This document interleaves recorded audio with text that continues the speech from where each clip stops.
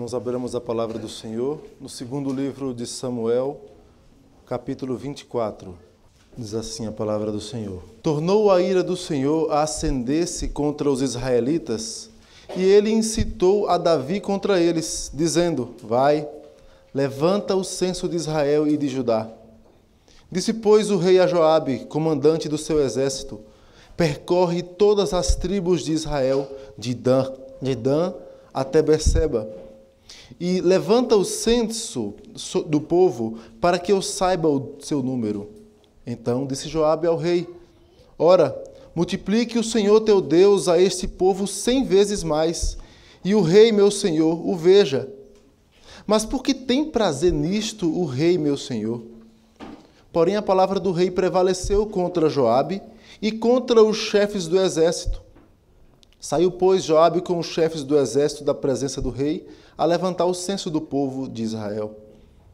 Tendo eles passado o Jordão, acamparam-se em Aroer, à direita da cidade que está no meio do vale de Gade, e foram a Jazer. Daqui foram a Gileade e chegaram até Cádiz. Na terra dos heteus seguiram a Dan-Jaã e viraram-se para Sidom. Chegaram à fortaleza de Tiro e a todas as cidades dos heveus e dos cananeus, donde saíram para o Neguebe e de Judá a Berseba. Assim, percorreram toda a terra e ao cabo de 9 meses e 20 dias chegaram a Jerusalém. Deu Joabe ao rei o recenseamento do povo. Havia em Israel 800.000 homens de guerra que puxavam da espada, e em Judá eram 500.000. Sentiu Davi bater-lhe o coração, depois de haver recenseado o povo, e disse ao Senhor: Muito pequei no que fiz. Porém agora, ó Senhor, peço-te que perdoes a iniquidade do teu servo, porque procedi muito loucamente. Ao levantar-se Davi pela manhã, veio a palavra do Senhor ao profeta Gade, vidente de Davi, dizendo: Vai e dize a Davi: Assim diz o Senhor: 3 coisas te ofereço, escolhe uma delas para que te faça. Veio, pois, Gade a Davi e lhe fez saber, dizendo: Queres que 7 anos de fome te venha à tua terra? Ou que por 3 meses fujas diante de teus inimigos e eles te persigam? Ou que por 3 dias haja peste na tua terra? Delibera agora e vê que resposta hei de dar ao que me enviou. Então disse Davi a Gade: Estou em grande angústia. Porém caiamos nas mãos do Senhor, porque muitas são as suas misericórdias, mas nas mãos dos homens não caia eu. Então enviou o Senhor a peste a Israel desde amanhã até o tempo que determinou, e de Dan até Berseba morreram 70.000 homens do povo. Estendendo, pois, o anjo do Senhor a mão sobre Jerusalém para a destruir, arrependeu-se o Senhor do mal e disse ao anjo que fazia a destruição entre o povo: Basta, retira a mão. O anjo estava junto à eira de Araúna, o Jebuseu. Vendo Davi ao anjo que feria o povo, falou ao Senhor e disse: Eu é que pequei, eu é que procedi perversamente. Porém estas ovelhas que fizeram? Seja, pois, a tua mão contra mim e contra a casa de meu pai. Naquele mesmo dia veio Gade ter com Davi e lhe disse: Sobe, levanta ao Senhor um altar na eira de Araúna, o Jebuseu. Davi subiu segundo a palavra de Gade, como o Senhor lhe havia ordenado. Olhou Araúna do alto e, vendo que vinha para ele o rei e os seus homens, saiu e se inclinou diante do rei com o rosto em terra e perguntou: Por que vem o rei, meu senhor, ao seu servo? Respondeu Davi: Para comprar de ti esta eira, a fim de edificar nela um altar ao Senhor, para que cesse a praga de sobre o povo. Então disse Araúna a Davi: Tome e ofereça ao rei meu senhor o que bem lhe parecer. Eis aí os bois para o holocausto, e os trilhos, e a peiragem dos bois para a lenha. Tudo isto, ó rei, Araúna oferece ao rei, e ajuntou: Que o Senhor teu Deus te seja propício. Porém o rei disse a Araúna: Não, mas eu te comprarei pelo devido preço, porque não oferecerei ao Senhor meu Deus holocaustos que não me custem nada. Assim, Davi comprou a ira pelos bois, e pelos bois pagou 50 siclos de prata. Edificou ali Davi ao Senhor um altar, e apresentou holocaustos e ofertas pacíficas. Assim, o Senhor se tornou favorável para com a terra, e a praga cessou de sobre Israel. Vamos orar mais uma vez. Senhor nosso Deus e Pai, nós estamos diante da Tua palavra e nós te suplicamos que por misericórdia o Senhor fale conosco. Ó Deus, te agradecemos pelo privilégio, Pai, que temos de ter o Teu Espírito nos iluminando e nos exortando para fazer a Tua vontade, Pai. Por isso te pedimos, ó Pai, mais uma vez, por misericórdia, fala conosco, fala com o Teu povo. Queremos sair daqui com esta certeza de que o Senhor falou conosco e de que temos a garantia do Teu Espírito nos auxiliando na execução da Tua palavra, Pai. Pedimos em nome de Jesus. Amém. Meus irmãos, a Bíblia relata a história de um homem que pecou gravemente contra o Senhor. E a questão desse pecado é que, quando ela fala sobre este homem, a Bíblia mostra que foi alguém que conheceu a Jesus de perto. Foi alguém que andou com Cristo. Foi alguém que pregou o Evangelho do Reino. Foi alguém que provavelmente também chegou a expelir demônios. Viu os milagres de Cristo. Ouviu suas palavras. Ouviu Cristo falando da chegada do Reino de Deus. E a Bíblia relata, meus irmãos, que o pecado dele foi ter trocado Cristo por 30 moedas de prata. 30 moedas de prata. E a Escritura diz que quando ele viu a condenação de Cristo, ele ficou tomado de remorso. Quando ele percebeu o tamanho do seu pecado, ele ficou tomado de remorso, não arrependimento.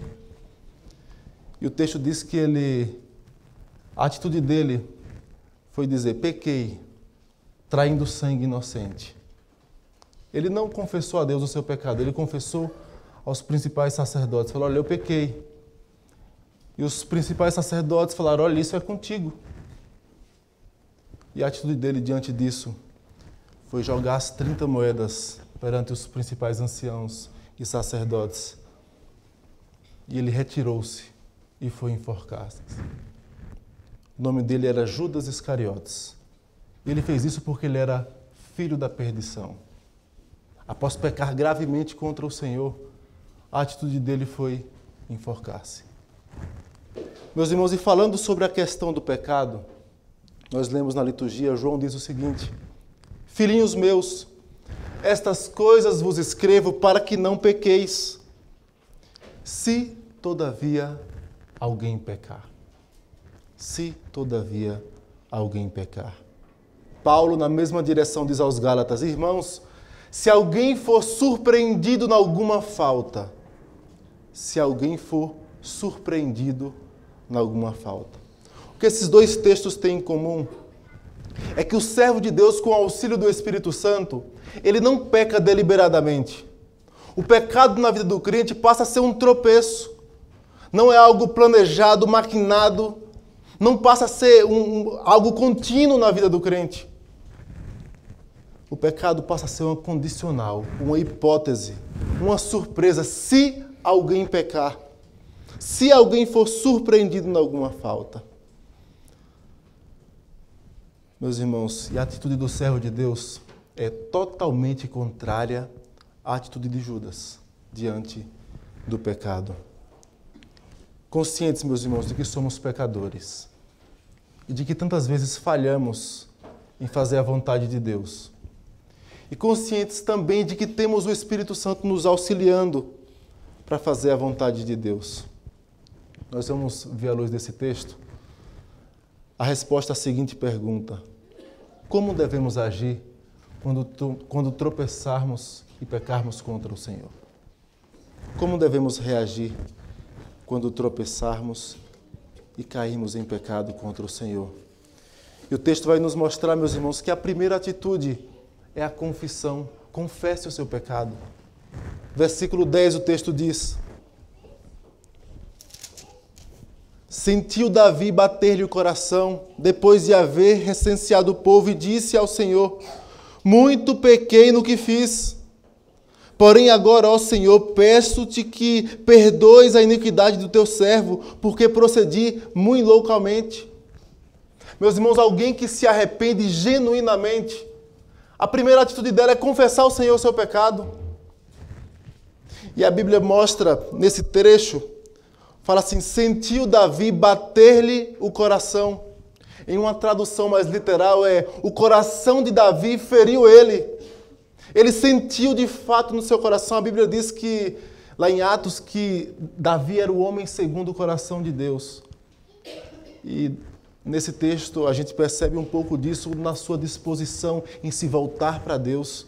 O seu coração, ele sentiu como que uma ferida em seu coração. O seu coração doeu por causa do pecado. E o seu pecado foi de confiar em si mesmo. Ele quis fazer um censo para levantar o tamanho dos seus exércitos, para perceber o tamanho da sua grandeza. E isso era sinônimo de orgulho, de confiar em si mesmo, e confiar nas suas forças, confiar no seu exército, confiar no tamanho do seu aparato bélico. Totalmente diferente da atitude que Davi teve diante de Golias. Porque do Senhor é a guerra. Você vem contra mim com espadas. Eu vou em o nome do Senhor dos exércitos, a quem tu afrontas. Agiu diferente do que o seu filho Salomão diz no Salmo 127, versículo 1. Se o Senhor não edificar a casa, em vão trabalham os que a edificam. Se o Senhor não guardar a cidade, em vão vigia a sentinela. Davi quis saber o tamanho do seu exército, o tamanho do seu reino, deixando de confiar no Senhor. E o texto traz, meus irmãos, aqui, duas afirmações que parecem ser contraditórias. A segunda a gente vai tratar um pouco mais à frente. Mas a primeira, o texto diz, versículo 1, tornou a ira do Senhor a acender-se contra os israelitas, e ele incitou a Davi contra eles, dizendo: vai, levanta o censo de Israel e de Judá. Quando vamos para o primeiro livro de Crônicas, capítulo 21, no texto em paralelo, o texto diz que foi Satanás quem incitou a Davi a levantar o censo. E aí a gente fica na dúvida, foi Satanás ou foi Deus que incitou Davi a levantar o censo, que era uma atitude pecaminosa? Mas aí a gente levanta algumas ponderações para entender o que está aqui no texto. A primeira delas é que Deus não pode tentar alguém para fazer alguma coisa de errado.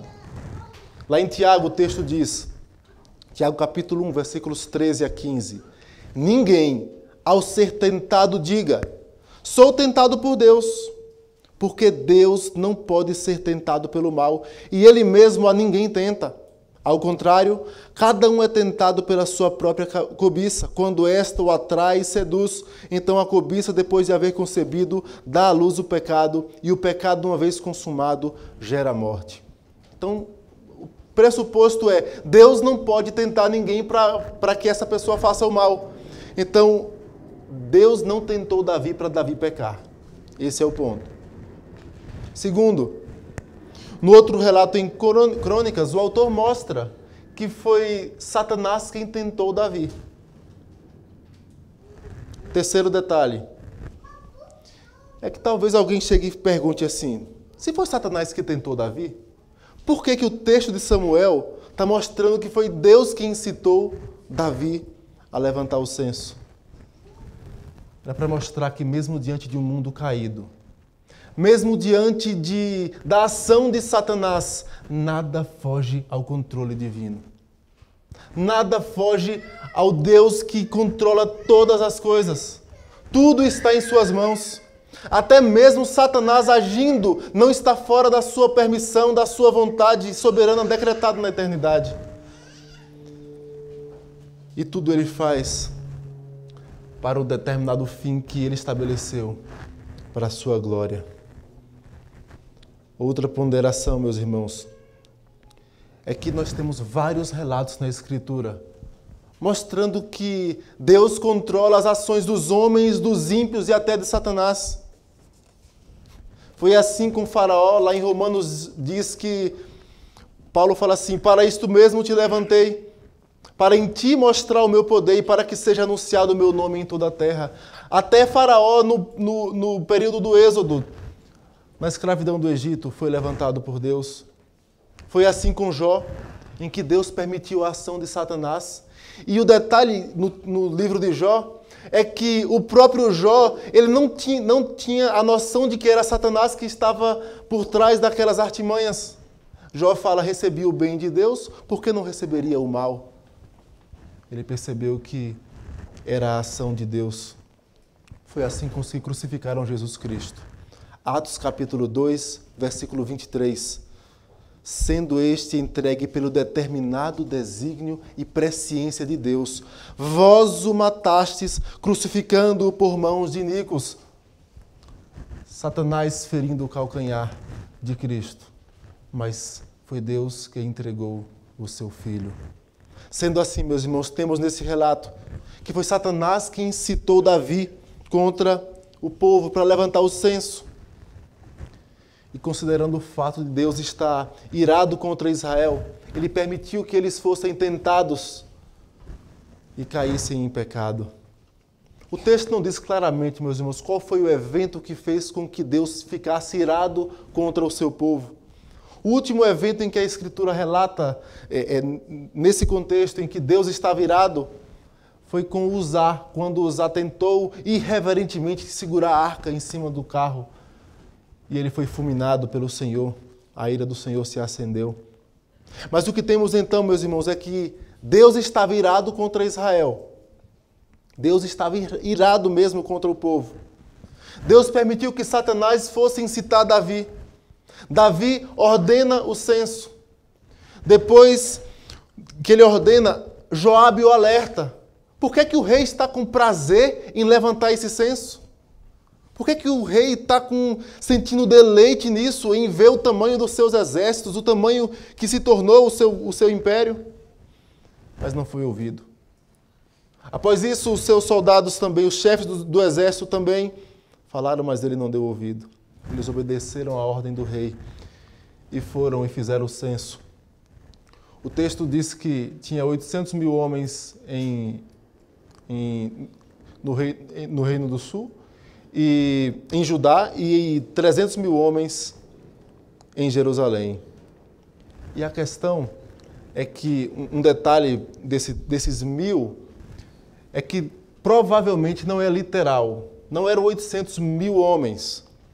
É porque a palavra 1000, quando tratada em contexto de batalha e de exército, ela pode ser também traduzida como tropas ou grupos militares. Então a gente não tem certeza qual era o tamanho da população de Israel, e nem do tamanho do exército. Mas o pessoal, Joabe e seus homens trouxeram esse relatório. Outra questão também que chama a atenção é que esse censo demorou 9 meses. Os homens de Davi demoraram 9 meses atravessando todo o reino para trazer a resposta. 9 meses. Davi se orgulhando. 9 meses. Davi tendo soberba do tamanho do seu exército, do seu sucesso. 9 meses para matutar acerca da sua habilidade em guerra. 9 meses para perceber o tamanho do seu pecado. Mas o texto mostra que Davi caiu em si. Versículo 10. Sentiu Davi bater-lhe o coração, depois de haver recenseado o povo, e disse ao Senhor: muito pequei no que fiz. Porém agora, ó Senhor, peço-te que me perdoes a iniquidade do teu servo, porque procedi muito loucamente. A primeira atitude que Davi toma aqui é a confissão. Um coração verdadeiramente arrependido confessa a sua falta ao Senhor. Confessa o seu pecado. Ele não encobre a sua transgressão. Muito pequei no que fiz. Porém agora, ó Senhor, peço-te que perdoes a iniquidade do teu servo. Meus irmãos, desde Adão, nós temos a tendência de encobrir as nossas transgressões e não confessar o nosso pecado. Comeste do fruto que te ordenei que não comestes, Adão. Sim, Senhor, me perdoe. Eu pequei contra o Senhor, contra ti somente. Fiz o que é mal perante os teus olhos. Não. A mulher que tu me deste. O ser humano naturalmente encobre as transgressões, desde uma criança. Eu me recordo que uma vez eu deixei cair uma jarra de minha mãe e a jarra quebrou. Eu creio que eu tinha por volta de 8 anos, 7 anos de idade. E eu peguei a jarra, coloquei dentro do armário, fechei a porta pensando, alguém vai abrir e vai receber a culpa. Desde uma criança. O próprio da nossa natureza é encobrir as transgressões, não é confessar. E o pecado, meus irmãos, em si, ele já é uma expressão de orgulho e de soberba. Porque você não quer confessar que você errou, que você é o culpado. E não confessar é ser soberbo 2 vezes.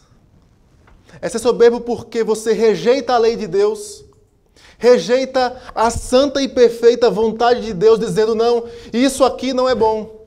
Bom é o que eu faço. Eu que escolho o meu caminho. É orgulho quando peca e orgulho em não confessar. A soberba precede a ruína e a altivez de espírito a queda. Provérbios 16, 18. A soberba precede a ruína e a altivez de espírito a queda.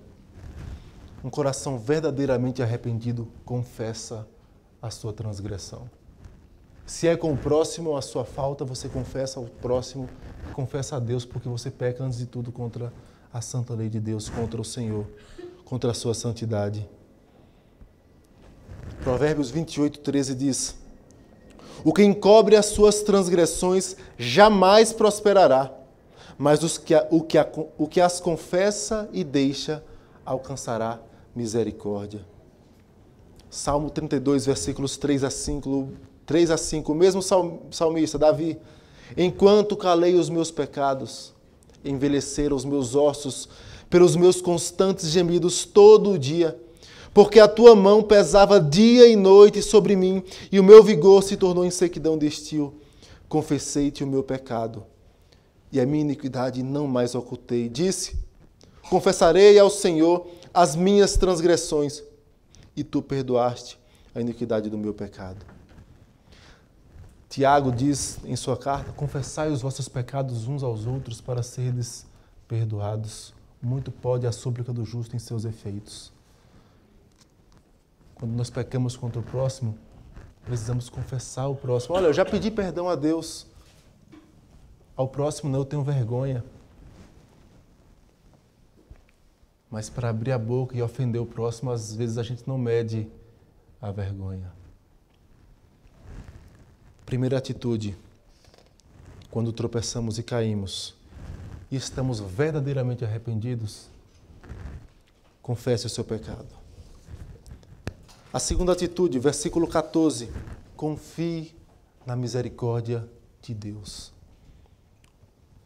Então disse Davi a Gade, estou em grande angústia, porque caiamos nas mãos do Senhor, porque muitas são as suas misericórdias, mas nas mãos dos homens não caia eu. O texto diz que Davi confessou o seu pecado ao Senhor, e Deus enviou o profeta Gade para falar a resposta divina à sua oração. E o profeta deu 3 opções a Davi. A primeira opção, foi de 7 anos de fome. 7 anos de fome. O texto de Crônicas diz que eram 3 anos de fome. Mas a ideia do 7 é que é a ideia de um tempo completo, um tempo realmente difícil de fome que o povo passaria. Da mesma forma como aquela fome no tempo de José do Egito. 7 anos de fome.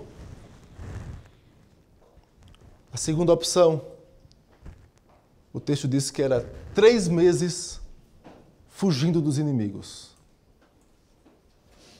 Tem alguém que sabe mais do que Davi sobre fugir dos inimigos? Davi viveu muito tempo fugindo dos seus inimigos. E Davi sabia quão terrível era dia a dia ter que fugir para um lado e para o outro, a ponto até de fugir e se esconder na terra do inimigo. Davi sabia o que era isso.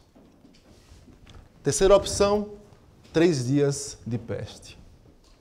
3 dias de peste no meio do povo de Israel. Davi tinha essas 3 opções para seguir. E a resposta de Davi é muito surpreendente. Volte até o capítulo 22, dos versículos 8 a 18.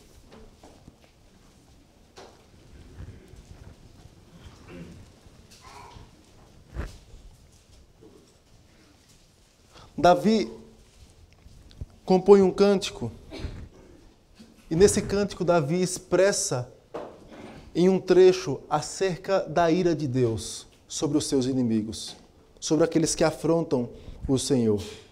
Versículo 8. Versículo 7 em diante. Na minha angústia invoquei o Senhor, clamei a meu Deus, e ele do seu templo ouviu a minha voz, e o meu clamor chegou aos seus ouvidos. Então a terra se abalou e tremeu, vacilaram também os fundamentos do céu e se estremeceram, porque ele se indignou. Das suas narinas subiu fumaça, e da sua boca fogo devorador. Dele saíram carvões em chama. Baixou ele os céus e desceu, e teve sob os pés densa escuridão. Cavalgava um querubim e voou, e foi visto sobre as asas do vento. Por pavilhão pôs ao redor de si trevas, ajuntamento de águas, nuvens dos céus. Do resplendor que diante dele havia, brasas de fogo se acenderam. Trovejou o Senhor desde os céus, o Altíssimo levantou a sua voz, despediu setas e espalhou os meus inimigos, e raios, e os desbaratou.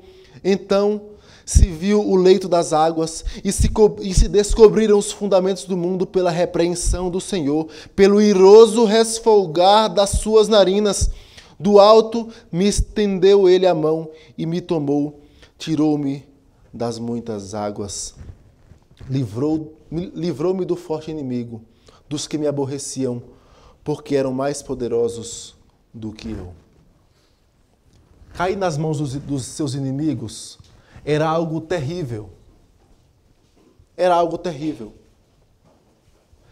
Cair nas mãos de um Deus vivo, de um Deus santo, de um Deus justo.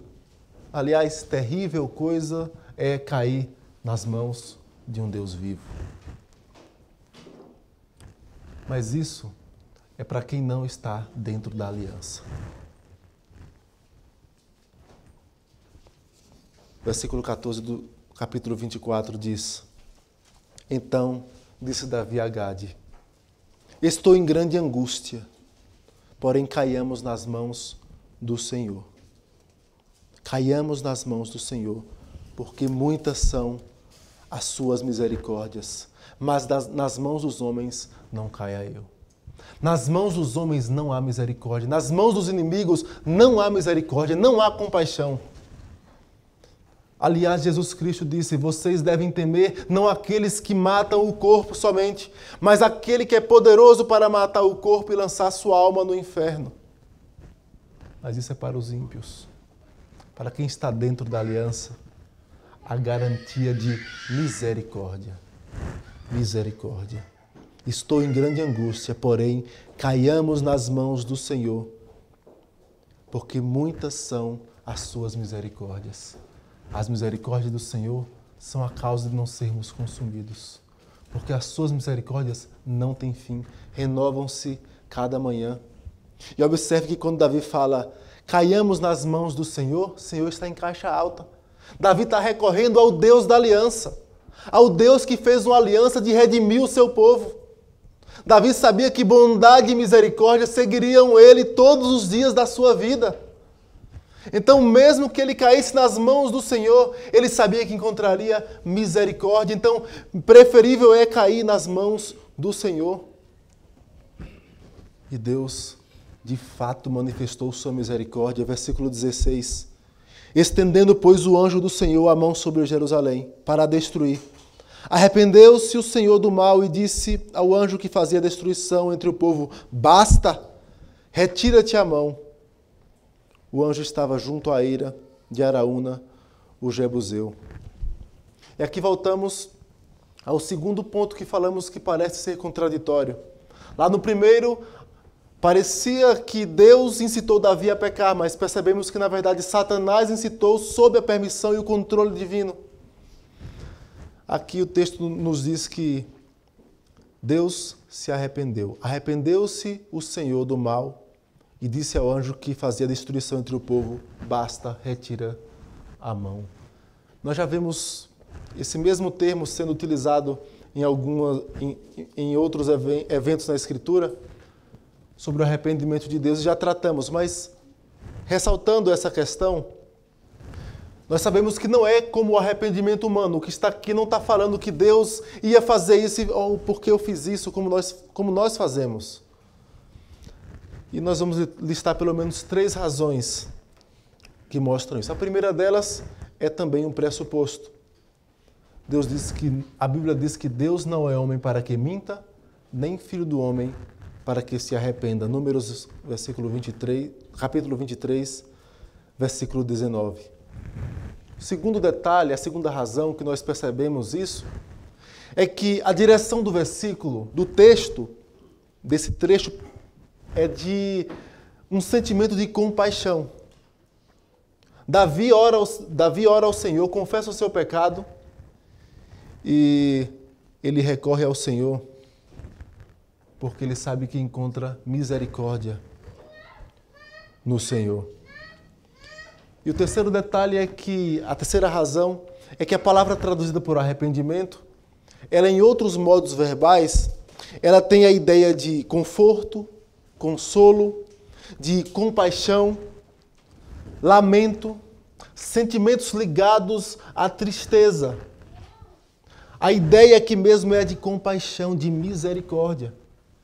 Deus, o texto diz, versículo 16, estendendo, pois, o anjo do Senhor a mão sobre Jerusalém para destruir, arrependeu-se o Senhor do mal. A ideia é, Deus sentiu compaixão do povo por conta do mal que aconteceria dentro do povo da aliança. Davi não confiou em vão em Deus, meus irmãos.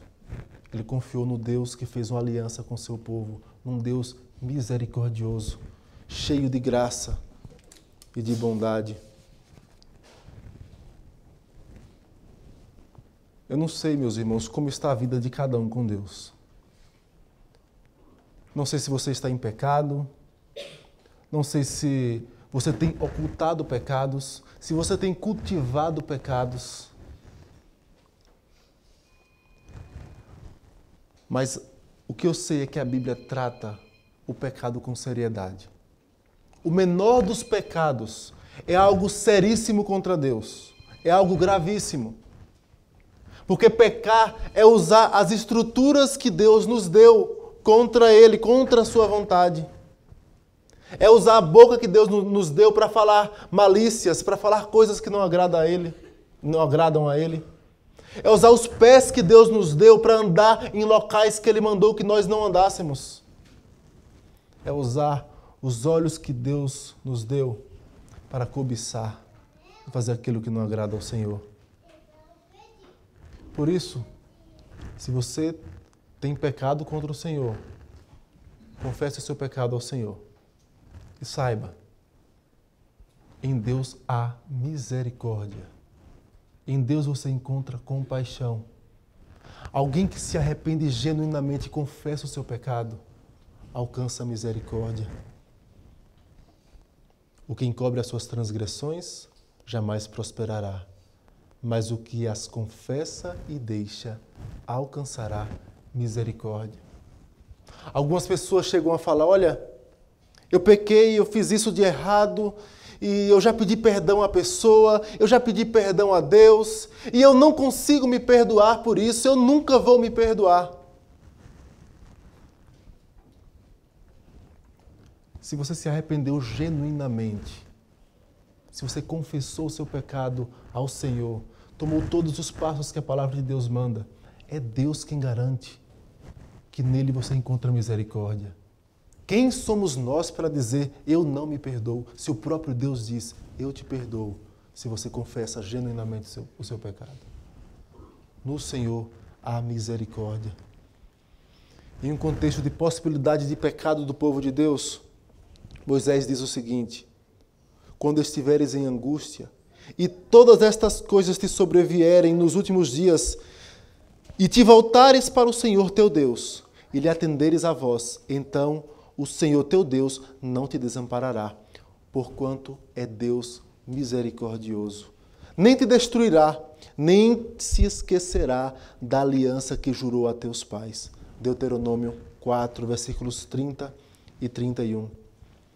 Salmo 78, 38 diz assim: Ele, porém, que é misericordioso, perdoa a iniquidade e não destrói. Antes, muitas vezes desvia a sua ira e não dá largas a toda a sua indignação. É o que aconteceu em nosso texto. Deus não derramou toda a sua ira sobre o seu povo por causa da sua misericórdia. Não dá largas a toda a sua indignação. Salmo 51, versículo 17, que lemos na liturgia: sacrifícios agradáveis a Deus são o espírito quebrantado, coração compungido e contrito, não o desprezarás, ó Deus. E mais uma vez, o que encobre as suas transgressões jamais prosperará, mas os que a confessa e deixa alcançará misericórdia. Provérbios 28, 13. Como devemos reagir quando pecamos? Confesse o seu pecado. Confie na misericórdia de Deus. E por último, assuma as consequências ou eventuais danos que o seu pecado causou. Versículo 17 diz assim: vendo Davi ao anjo que feria o povo, falou ao Senhor e disse: eu é que pequei, eu é que procedi perversamente. Porém, estas ovelhas que fizeram, seja, pois, a tua mão contra mim e contra a casa de meu pai. Seja, pois, a tua mão contra mim e contra a casa de meu pai. Assuma as consequências ou eventuais danos. Essa oração de Davi tem 3 partes. Na primeira parte ele confessa: eu é que pequei contra o Senhor. Ele faz mais uma confissão ao Senhor: eu é que pequei contra o Senhor. Na segunda parte tem um questionamento: o que foi que essas ovelhas fizeram? O que foi que o povo de Israel fez para o Senhor ter matado 70.000 homens? Mais uma vez a gente recorda que esses 1.000 pode não ser literal, pode ser uma outra tradução para a palavra 1.000. 70 grupos de homens, de guerreiros, tropas. O que foi que aconteceu? O que foi que eles fizeram? Eu é quem pequei. Eu que levantei o censo em Israel. E talvez aqui haja um questionamento. Se foi Davi quem pecou, por que Deus matou esses homens? A resposta está no versículo 1. Observe. Tornou a ira do Senhor a acender-se contra os israelitas. Tornou a ira do Senhor a acender-se contra os israelitas. Nós não sabemos qual foi o pecado do povo que gerou a ira do Senhor. Mas o texto mostra que Deus estava irado contra Israel. Deus matou aqueles homens não foi simplesmente por conta do censo levantado por Davi. Foi por causa do pecado deles mesmos. Eles não foram mortos injustamente. Eles não foram mortos de maneira injusta. Deus já estava irado contra o povo. Todo o povo merecia a ira e o juízo de Deus. Tornou a ira do Senhor a acender-se contra os israelitas. E o texto, e a terceira parte da oração, é que Davi assume: seja, pois, a tua mão contra mim e contra a casa de meu pai. O texto diz, meus irmãos, que veio a palavra do profeta Gade, falou com Davi, mandou Davi subir ao monte onde estava o anjo do Senhor e fazer um holocausto ao Senhor, uma oferta ao Senhor, um sacrifício. E esse local pertencia a um homem chamado Araúna. E o texto diz que quando Araúna viu Davi, a comitiva real chegando, ele se prostrou, perguntou o que precisava, o que fazia aquela comitiva ali. E Davi explicou que eles vinham fazer sacrifício ao Senhor para que aplacasse a ira do Senhor sobre Israel. E Araúna falou, olha, está aqui tudo à tua disposição. Está aqui os bois, estão aqui as cangas dos bois, as madeiras, para você usar, fazer todo o sacrifício, tudo está à tua disposição. E Davi responde,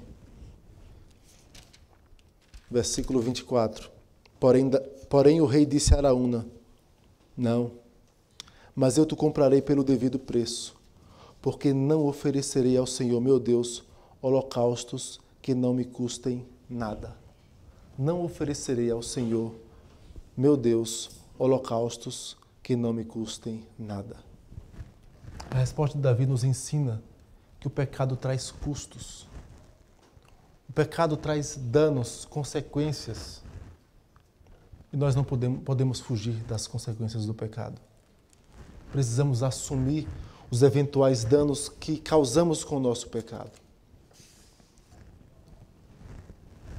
E mais uma vez agimos tantas vezes de maneira contrária. Eu já pedi perdão, já fiz a minha parte. Estou isento. Eu soube de um pastor na Bahia, e esse pastor, ele tinha já cerca de 10 anos, aliás, cerca de 6, 7 anos como pastor em uma cidade no interior, e ele foi renovar alguns documentos. E quando ele foi renovar alguns documentos, em uma espécie de poupa-tempo que temos lá, descobriu que ele há 10 anos era foragido porque assassinou a sua esposa. Ele disse que ele confessou o crime, reconheceu o erro, disse que errou, mas queria fugir das consequências. Alguém que verdadeiramente se arrepende, ele tenta arcar com os danos causados pelo seu pecado. O pecado traz danos muito desagradáveis. Às vezes é apenas uma palavra solta ao vento.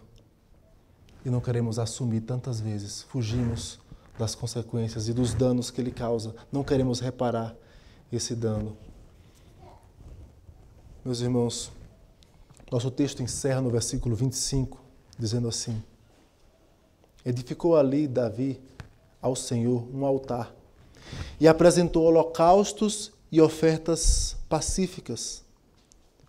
Assim o Senhor se tornou favorável para com a terra e a praga cessou sobre Israel.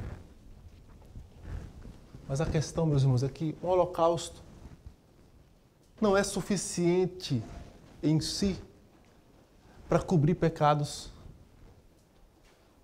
Matar um animal em um altar não era suficiente. O ato em si não era suficiente. Abra sua Bíblia em Hebreus, capítulo 10.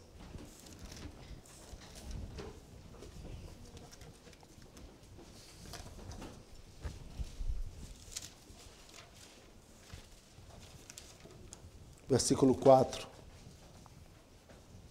Observe o que o texto diz.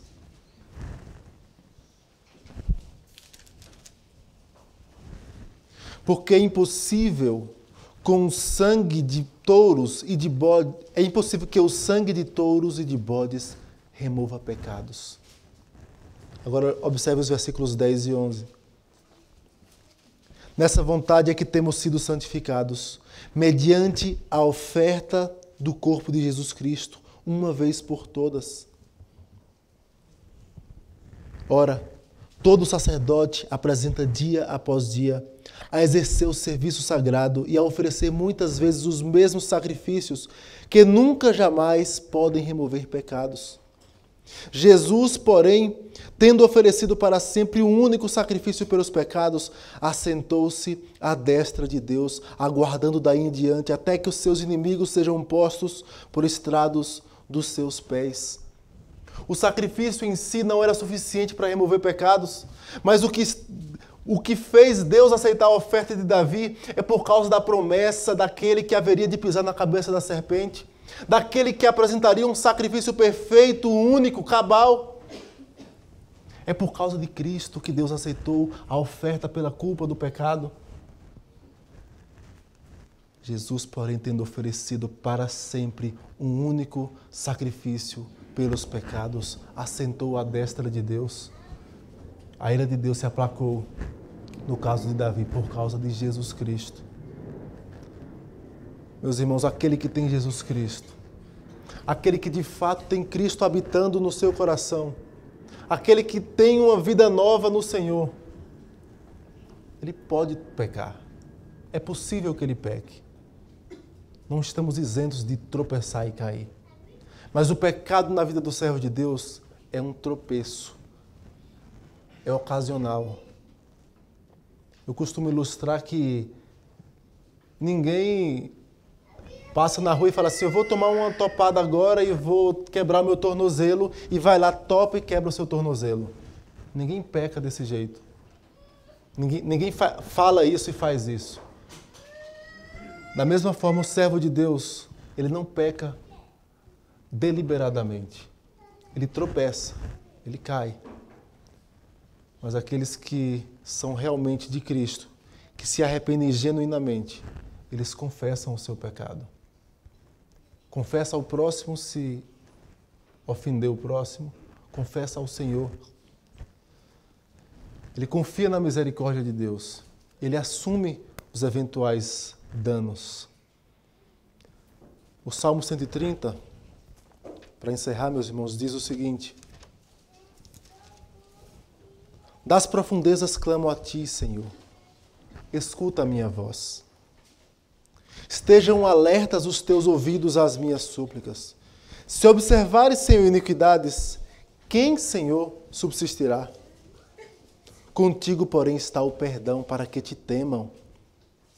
Aguardo o Senhor, a minha alma o aguarda, eu espero na sua palavra. A minha alma anseia pelo Senhor, mais do que os guardas pelo romper da manhã, mais do que os guardas pelo romper da manhã, espere Israel no Senhor. Pois no Senhor há misericórdia, nele copiosa redenção. É ele quem redime a Israel de todas as suas iniquidades. O servo de Deus, ele tropeça também porque ainda vivemos em um mundo caído. Mas ele confessa o seu pecado ao Senhor. Ele confia na redenção que há em Cristo Jesus.